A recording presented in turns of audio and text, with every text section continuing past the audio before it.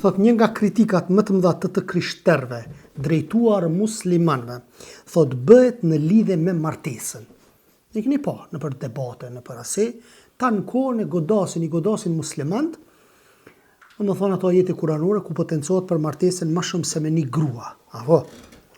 Ndërsa këta në librat e tyre vetë, kanë më shumë se një grua, dhe më thonë ka potencuar që profetët i kanë pas. Çfarë thot? Davidi a.s. apo Davudi a.s. ka qenë i dërguar i Zotit dhe mbret. Thot pozicioni i pejgamberit është i lartë dhe më i respektuar se çdo gjë. Për këtë jemi dakord ne edhe ju, muslimanët edhe të krishterët. Bukur. Në Teurat thuhet se Davudi a.s. është martuar me 100 gra. Në Teurat. është martuar me 100 gra.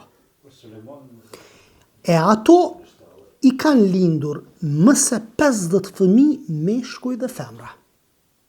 Që ato 100 gra që i ka pas. Sulejmani a.s. Solomoni që i thojnë, është martuar me 1000 gra. Thot, si që të gron, Teurati. Dhe më thonë, Davudi për thot për 100 gra, për Sulejmanin Solomoni që i thojnë këta, 1000. Dhe më thonë, librat e juja po potencohet kjo. Pse po godisni në ato pika që ju kthejnë bumerang juve pastaj? E pra, ju thoni se ai libër është i shpallur prej Zotit, po ashtu të dërguarit e Zotit në përgjithësi janë martuar dhe kanë pasur fëmijë, me përjashtim thot të Isaut dhe Yahya ibn Zakarias a.s.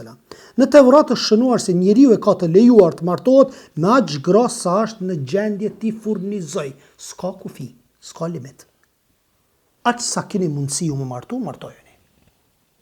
Pse atëre pe akuzoni ju Islamin që pe lejon me martesën mbi një grua deri në 4?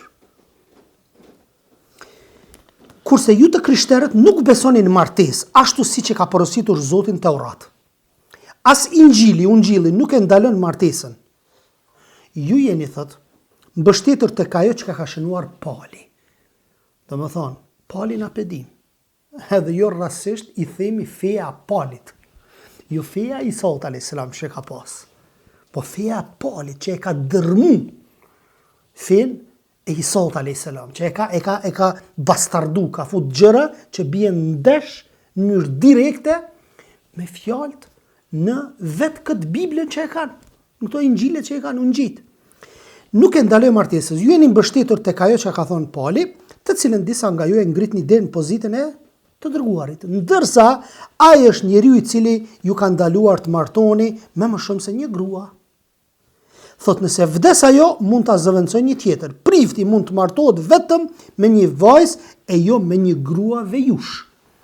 Thot e nëse i vdes gruaja nuk i lejohet të martohet më. Kështu e kanë. Është e qartë thot se në fen tuaj për këtë çështje keni arritur në kundërshti me atë që ka kanë vepruar të dërguarit, i jeni shmangur edhe asaj që ka thonë Pali se prifti mund të martohet vetëm me vajzën virgjëresë. Thonë e kanë bastardu fenë, subhanallah, fenë e tyre. Çka dush merr, çka dush le.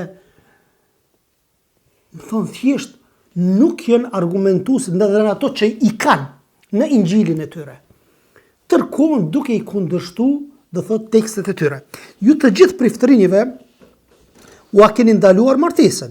Grupet dhe i tharët tuaj i keni bindur se kjo është rruga e fesë së vërtet. Ju i lakmoni veprimet e muslimanëve të mirë në pikpamje të martesës, por normalisht se Allahu subhanahu e ka kriju njeriu me epsh, dhe ka më pas epsh.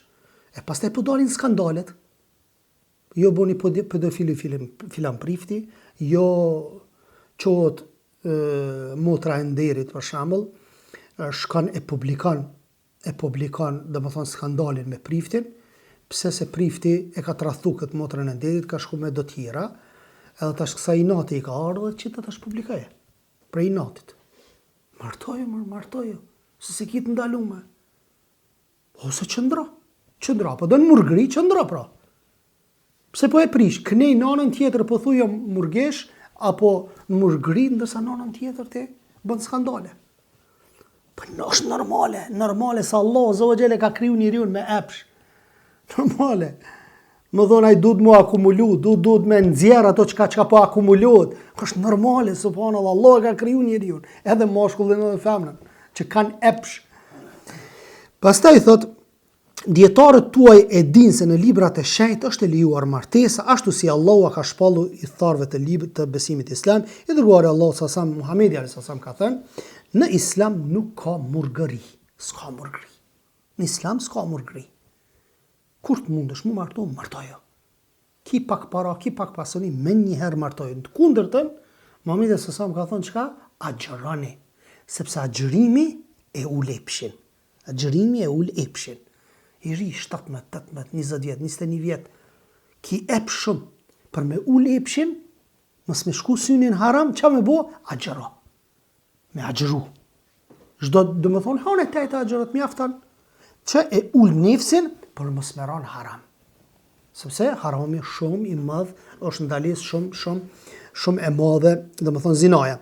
Po ashtu ka thënë martoni dhe shtoni, se unë, thot do të krenohem, thot me numrin tuaj ndaj bashkësive tjera. Pse, martojuni edhe shtojuni.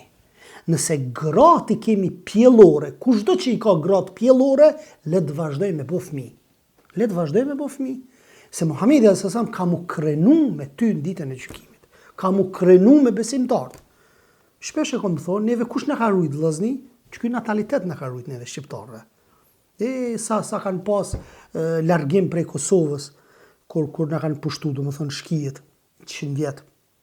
Çdo herë kanë pas ato propagandat e tyre, ato memorandumet e tyre, se qysh me i largu muslimant prej këtij vendi. Me qindra mira i kanë largu.